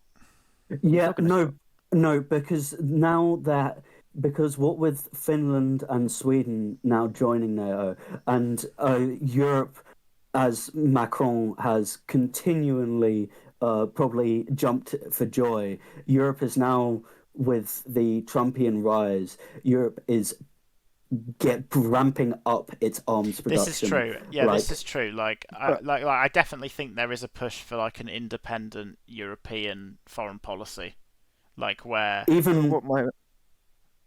even Germany is ramping up arms. It's too little, too late. In that the West has had multiple opportunities to stand up to him and prove that we're not going to take these aggressive actions lying down, and we've failed every single time. There's been at no point has the message to Russia been, you cannot do this. It's always been, oh, don't do that, please. Oh, fine, whatever, and we move on. And we're seeing it now because the attention of the West is not on Ukraine anymore. No, because Ukraine still Ukraine stands. Not really. It's they're very close to defeat. Most and I think stop with the fucking government name. The US has taken so long to get this aid package through that they have no arms, they have no ammunition for anything. It's the fact they're still there is quite honestly a miracle, and that's the problem: is that the support of the US cannot be relied on anymore. Yeah, and I think a lot of people in a lot of states in Europe are thinking that there just needs to be like a sort of European army appeasement of Putin. European army. The opposite. But a European army would never work because the European Union is not a coherent decision-making body. Every European state has its own interests and it has its own red lines. I do think in terms of foreign policy, maybe it should be. I'm not saying that is what it is now, but I think maybe that would be a policy, certainly.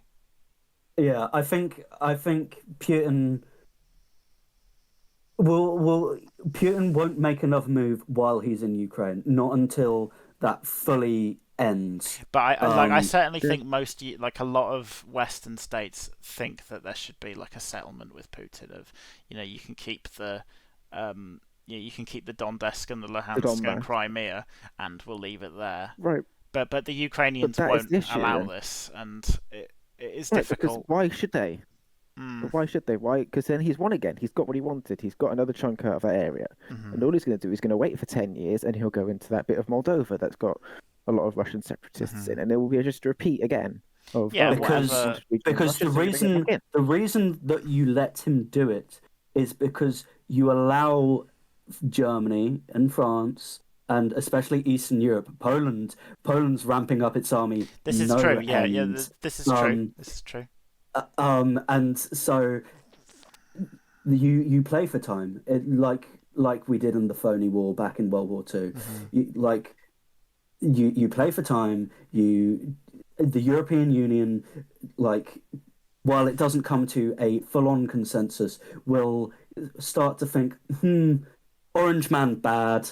Let's build up our armies. And so that when he does decide to play piss a dick with NATO, he has a unified, at least European response, and Canadian. I think there has been a unified European response in terms of lip service, but only in terms of lip service. Yes, it's lip service because the physical army has not materialized. Well, no, but also the lip service towards supporting Ukraine is not sufficient. There's not been the consistent and sustained push for support for Ukraine. through the So 2 you years that think they've been invaded for so you in think the EU and in America. so you think only the arms aren't going to sustain Ukraine's independence? No, because it's not. It's You've not got true a support. country of how many? It's not true support because it's so spotty and it's inconsistent. Yeah. And I don't. This argument that we don't want to get involved with shooting down Russian missiles over the Black Sea. What if it upsets them? Tough, because if we don't put up a strong message now, this is not going to be the last we hear of him. Yes, I do agree. yeah, but and I don't buy this argument. Oh well, they've got nuclear weapons, so we can't touch them. Well, right. If that's the case, so we might as well just roll over now. One part of it is the nukes. Two, I think you have to wait. You have to allow Europe to be like, right, Team America World Police is over Europe for Europe. The Americans need to wake up to the fact that, to be honest, they are like their influence around the world is needed, unfortunately. And I think that this year's election will be very, there's a lot on the line. Yeah, there's a lot on the line. Do we have a live election episode? Absolutely. Because think of the effect. Again, we were talking about this last podcast on sort of with the effect it's having in East Asia, because I think there's a similar effect going on where the traditional US allies are understanding that, well, like the country I currently live in, is understanding that they can't necessarily just rely on this US protection anymore against their adversaries. But I think in terms of how we can get we can be a sort of solution oriented to Ukraine is there needs to be a unified sort of NATO like Europe response, like the US Europe response against what's going on, and it should be stronger than it currently is. I would agree with that. But are you arguing that we should have troops on the ground in Ukraine? No, I'm arguing that what was done for Israel should be done for the Ukrainians, which is that incoming missiles should be shot down. If they're over the Black Sea, you make the argument they're over international waters and they're posing a risk to international shipping. Yeah, that's true. I mean, like, it's the same argument that's used in the Gulf with the Houthis. It's being used with Israel, and I don't know what the argument is for defending Israel that you can't make for defending Ukraine with the same methods. Other than the fact Iran is a lot less scary than Russia. Well, the Americans have said they're only interested in, supporting Israel defensively. They would not join with Israel in a war against Iran. Right, they have said that. You can defend. You can do the same for Ukraine defensively. There are plenty of these missiles attacking cities and civil infrastructure. They have no power generation, and they're constantly getting their ports and stuff bombarded. There's a perfectly reasonable and justifiable argument to shoot down those missiles. You're not attacking the Russians. At no point are you going to harm Russian personnel. Yeah, they can shoot their missiles to their heart's content. I think part of the reason might be Israel has the Iron Dome. Ukraine has nothing. Ukraine has nothing, exactly. So that's another reason why. Chris's argument for him there. Well, yeah. That's why the West should be doing it. No, money. It doesn't cost that much money to support the Iron Dome. It costs a lot more money to build a new one. Right, but TD, the bill for the defending Israel that last weekend or whenever it was over $1 billion. Yeah, but that's quadruple that because Ukraine's a lot bigger as well. Right, but that's one night. They spent $1 billion quite happily. Yeah, and they're going to give $65 billion now to Ukraine to last them for what, a year? Yeah, exactly. They are not. I think the sad thing here is everything is going towards all European countries wanting to just make a settlement with Putin because they're a bit sort of fatigued. That was going to be obvious from the first part. Fatigued on this whole conflict, and I do agree. It sets a bad precedent, and I think. But what I'm saying, Ben, is the precedent has already been set because he's done it twice. And the Ukrainians were never going to win a war by themselves against the entire Russian Federation. No one that's what I'm saying. Yeah. But that's my point exactly. Is that the Ukrainians could have had a far better chance of ceding less territory or even ceding no territory if the West had given them proper support and consistent support. But they haven't, and that's why they're in the position they are in now, which is where they're being forced into this position. How long would the Western support have to go on for? And I think this is what it's difficult to justify for a lot of countries. But that's what I'm saying. Is that the big right, but the Western support has to go on for as long as necessary, and that's the issue. Because if you give up, then he's just going to do it again. Because just but the money. Right, but it works. But that's what I'm saying to you, TD. Is that this works? Then his method is you just go into a country, hang out for 3 years, and then you just get what you want. Yeah. He doesn't care. He can throw as many convicts as he needs to last for those 3 years, and he can do it. He's got enough people. I mean, so what's to say? What's to say he doesn't go into Moldova next and does the same thing, or Georgia, or Azerbaijan? What's to say he doesn't? Well, he already went into Georgia. Yeah, he already grabbed. He took a bit of Georgia. Yeah, but he can go back again. All he's got to do is hang out for 3 years, and everyone says, "Oh, we don't want to do this anymore. Let's pack it in, lads." Okay, the only thing that's halting him is NATO. I don't think he's ballsy enough to walk into NATO. I really. So you think it would be? So you think the NATO line is something he won't cross? I think he would be very foolish to, because that, regardless, I think even if Trump did come back, I think Trump as a strong man would very much be like, unless he pulls out of NATO, which is possible. If he is still in NATO, there's no way. There's that, like, I don't think that Trumpism would go that far. Right, but Donald said if European nations aren't paying their way towards NATO, then as far as he's concerned, Putin can have them. Yeah, but they. I'm saying it's a very competitive argument to pay their money. Yes. Yeah. But that to me signals an underlying lack of commitment to the idea of NATO. In his line, NATO is a transactional agreement, as opposed to a agreement made on principle. Well, I think. Well, the thing is, though, Trump's a bit crazy. The thing is, though, like, based on current Trump isn't policy, crazy. That's the problem. Trump is not crazy. Trump knows what he's doing, and it's a very effective message to what a lot of Americans are very receptive to, which is this idea of why are we giving so much money to nations, across the ocean, when we have enough issues back home? It's a very effective argument, and it's one that I can have got a lot of sympathy with, even if I think it is. I think Trump small-minded in the sense that they only think about America, but they have always been that way, and it's unsurprising that they're returning to form. I think Trump pushed something there are certain positions that Republican politicians have to hold, or it's been understood that way, and I think Trump pushed the envelope.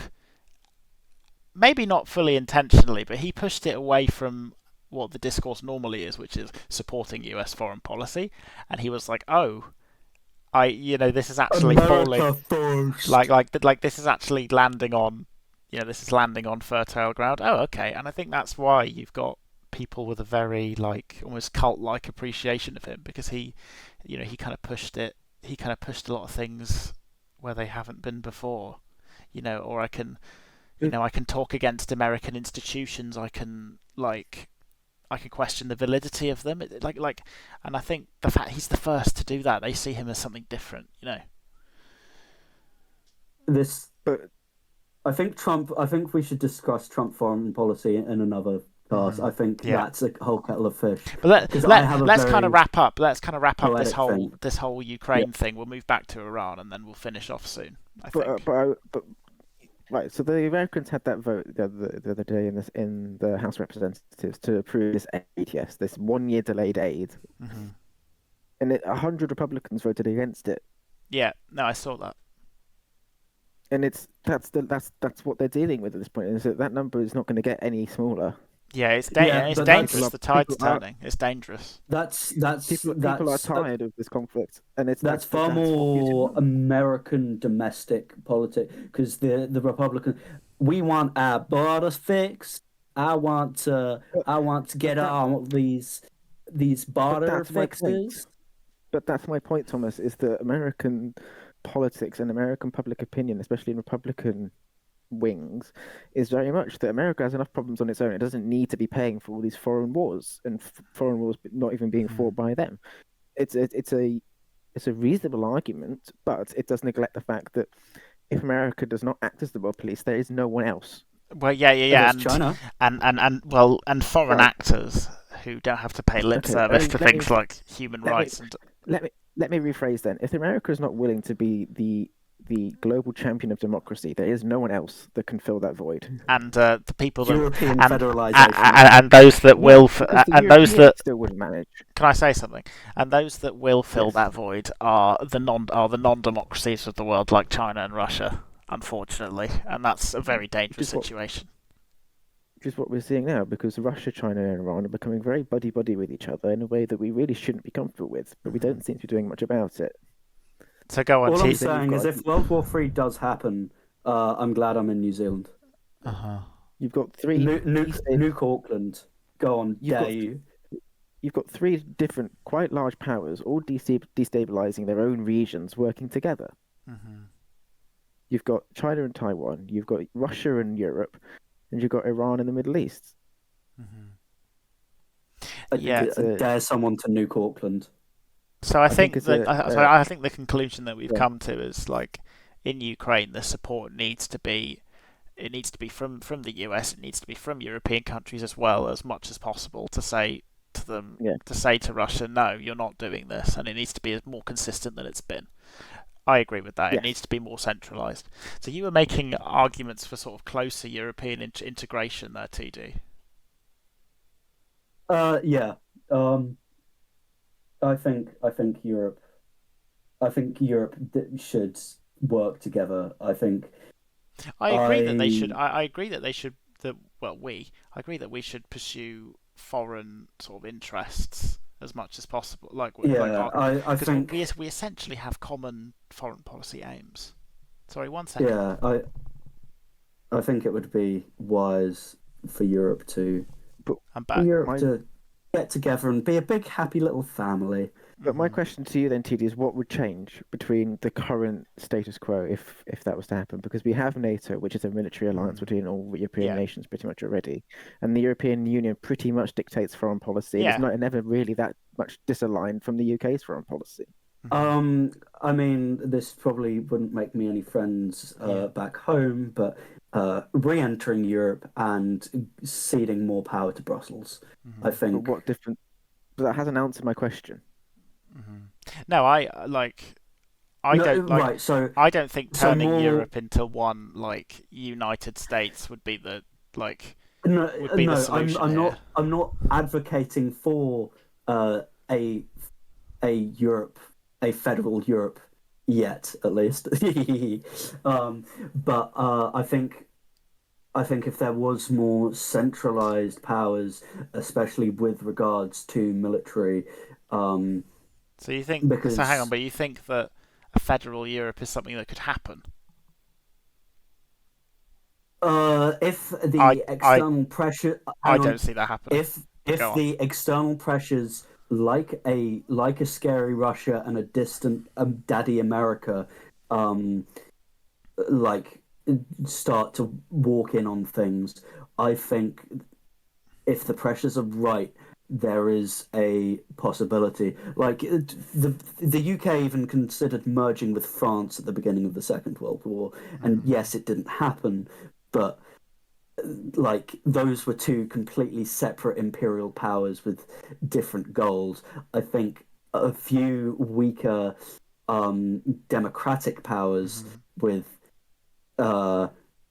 more closely aligned goals, I think the chances are that is more likely than the UK-France merger was. But you know, if and so, but that nearly happens. yeah, but if so, too. that would have been a temporary arrangement, not a permanent one. Not necessarily. No, sorry, I'm It would going to be have to temporary. stop you there. Like, do you really think the French people would accept that? No, it would not have been a permanent arrangement. Just imagine the argument Also- where the capital would be. Yeah, no. All sources I have seen did not make reference to a temporary time frame. There is They no way. You're not going to convince me with that. Yes, and this is why it didn't happen, because you have people who are like, ah yes, I don't like the ah yes, I don't like the British, ah yes, I I want the don't. capital here. No, I think that's no, quite redundant. I disagree. Like, what? I think Britain and France make sense as different nations. Like, we have different cultures, we have different national aims, we have different It doesn't make sense to join these countries together. This is why it did not happen. The arguments you are making are the arguments they made back in, I think, 40, and that's why it did not happen. Thank God. Would be funny. But TD, you haven't answered my question politely, which is what would change if right, more centralized Brussels means a more centralized European army. Instead of having like the French order some jets from themselves, and the Germans ordering it's the same as what happens in centralization. You have different parts specialized in different areas, and But my question to you, TD, is that's what NATO does already. NATO has standardized armor, standardized ammunition, and everybody who works in NATO has to have compatible hardware with each other. And there's already a centralized command decision-making process for NATO. So what would fundamentally change with the European army that isn't already served by NATO? Yeah, in terms of a foreign policy structure, I tend to agree. You would have more things actually being built in Europe, because most of the time, most people are just buying stuff from the Americans. Mm-hmm. The only people who make their own stuff, again, I could be chatting completely arse here, but are the French. No, that's completely wrong. Okay, as I said, I could be chatting complete arse. You've got the Swedes make their own jets. We make a lot of hardware. They weren't in NATO, so I will have them as an exception. Okay, and you've got but the Swedes made jets that they then sold to people like the Hungarians. Yes, but that's still buying from, at the time, an outside power. You've got the Eurofighter and the Eurocopter programs, which are two European fighter jet and a European, which I believe are programs mainly led by the French. No, the French left both those programs because they didn't get the control that they wanted, which is why the French make their own stuff. Mm. I think, I think from a foreign policy perspective, if we had a European federation, I think I think I kind of agree. I think European sort of integration on foreign policy is a perfectly fine way to go. But I personally never been sympathetic to a United States of Europe argument. I just think that these are countries that have been sort of designed to be nation states for as long as they've been, and I think that it would just be too dysfunctional. I think since Napoleon invented the nation state. Yes, which is what all these countries are. Yeah. I think Ben's correct, though. I think that if you ask a lot of the people in each of these individual nations, would you want a United States of Europe? The answer would be a pretty consistent no. The answer at the moment would be hell no. That's why I said I don't think it's possible. But I don't think that would ever change, because people don't like the EU. And it would be it would be foreign domination. It would essentially be like the more powerful countries in the EU dominating the other ones. I really don't think because which they do already do, because the French and Germans basically dictate everything to everybody else. No, you're wrong. That is absolutely true. No. True. No, I literally did a course on this. They have checks and balances to make sure that the exact thing you're describing does not happen. No, I don't know a ton about the EU's internal. Then. Go on. As example number one. Mm-hmm. Greece as example numero uno. Right. No, Greece screwed themselves. Dictating to the Germans. No, Greece screwed themselves. Greece screwed themselves over by joining the euro preemptively. They should not have been able to, and the financial framework that they entered into the euro on was under false pretenses. That was not a EU decision. That was a poor Greek decision. Mm-hmm.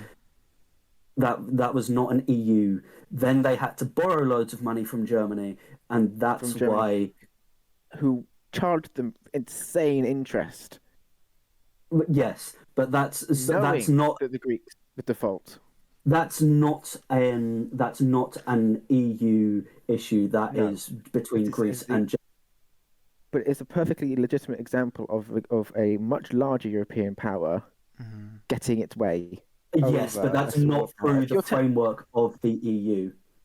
No, but if the Slovenians in the EU say we don't want to do something, and the Germans and the French say actually, yeah, we do, who do you think is going to win out in that argument? Mm-hmm. The fact that Hungary and Poland managed to annoy the rest of the 26 policymakers uh, for as long as they did before Poland got its new government is testament alone to the fact that one nation can hold up things a lot if they don't want to play nice with everybody Yeah, else. certainly. I think the EU like voting and policy like it's not entirely dominant, but I certainly think there is a slant towards those Oh nations yes, as power. there's a I wouldn't deny bias. that. There is a bias, but I personally think the EU is a good idea in principle. yeah, And I think it's something that we Yes, should keep striving towards. But I don't think it should be like that means it should be a vehicle of domination of the most powerful countries. Because I think like European integration is, especially when we have the same foreign policy aims, is a good idea on paper. And but yeah, but I think there needs to be a hard look at the EU's institutions and how who they're favouring, yes, and I and would we say can sort of take it that from there, especially when I think a lot of the squabbles between European countries have been proved to be a little bit insignificant with the things that are happening now. That's what I think, yeah, yeah, I certainly. think with a lot of the financial things, the financially higher GDP countries Mm-hmm. do manage to throw more weight around. But to say that it's dominated by the ideals of France and Spain, that's just straight up wrong.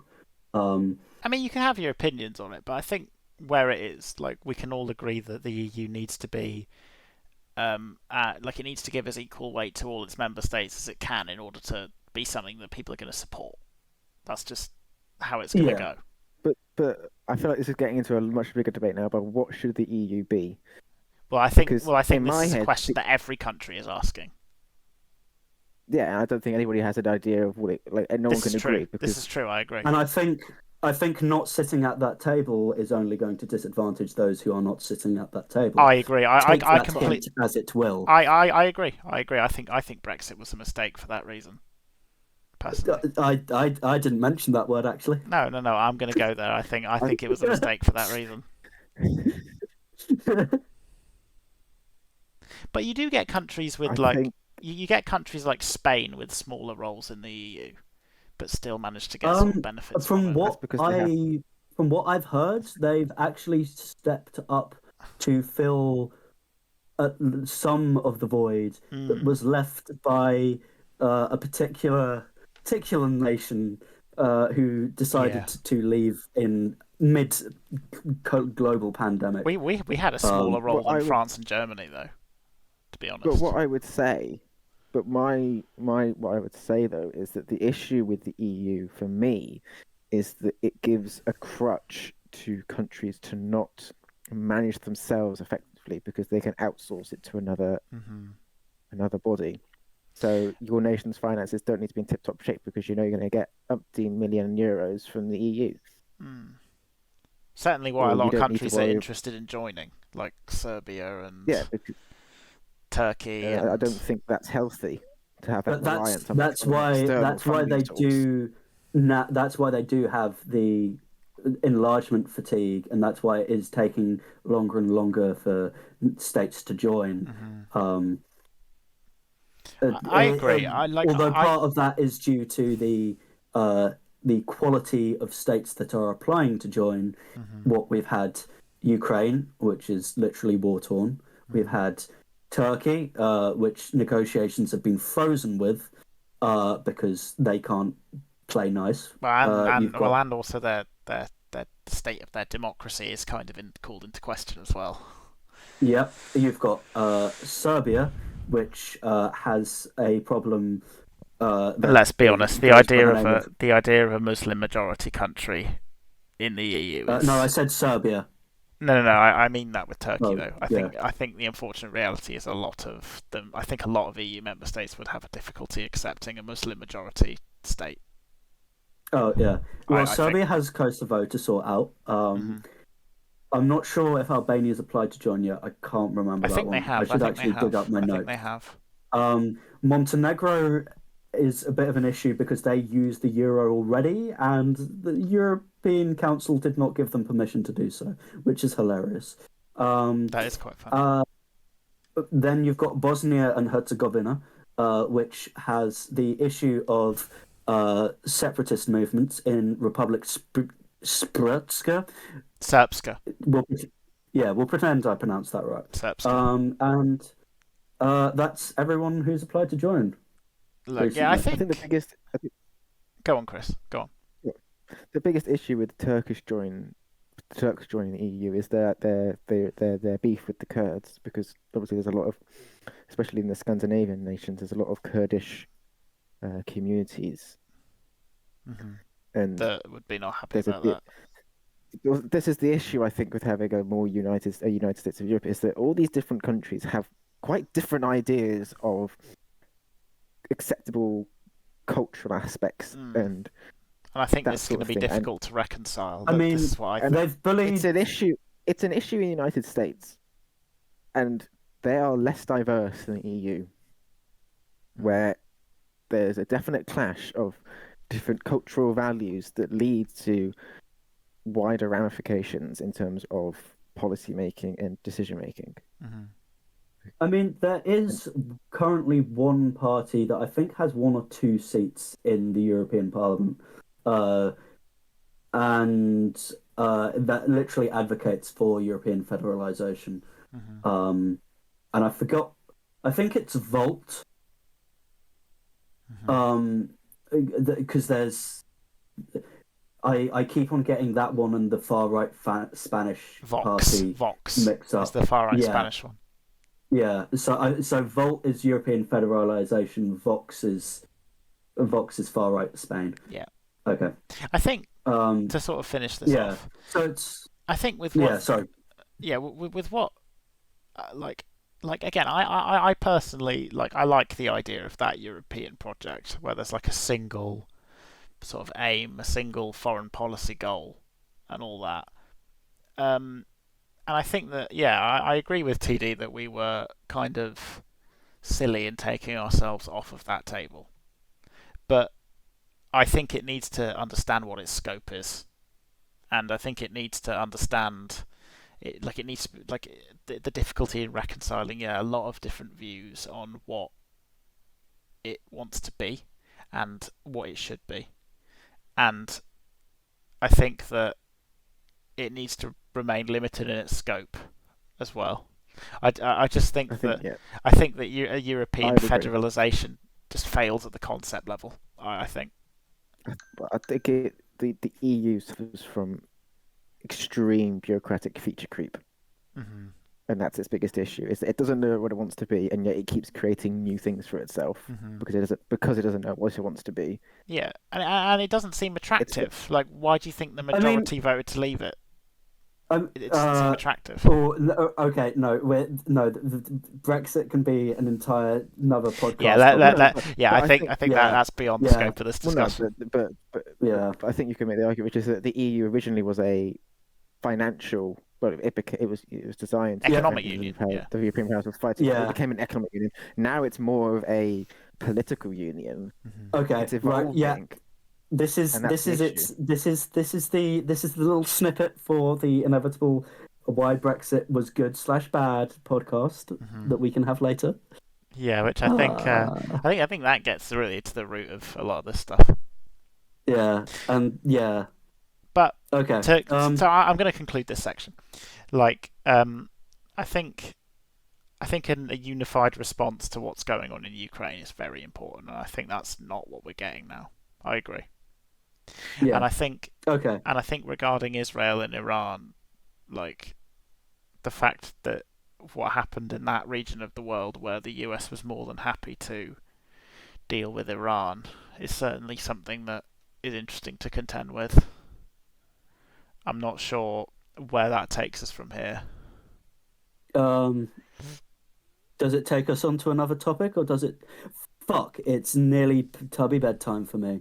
I I think think that takes I us think to the end of the cast. yeah, I think Um, I think that the topics that were opened up by this like took us long enough. I think I yeah, don't know if we're happy to finish off here. I believe Yeah. finishing here is best. So, um, with all that pissing done, It was a more I like have it was a been much more chaotic cast than last time that I think will yeah require some editing down, and yeah that's okay. But you I can work my magic on that. I think it's been much more in depth than the last one. That's for sure. yeah. Anyone wanna have some final things before I outro? No, the only thing I would say perhaps is I think we should come with a prepared question for next week. Hmm.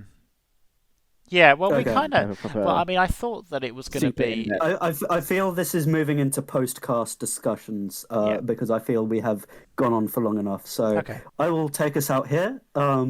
Thank you for joining us on the newly renamed Hen and Friends Hen and cast. Friends podcast.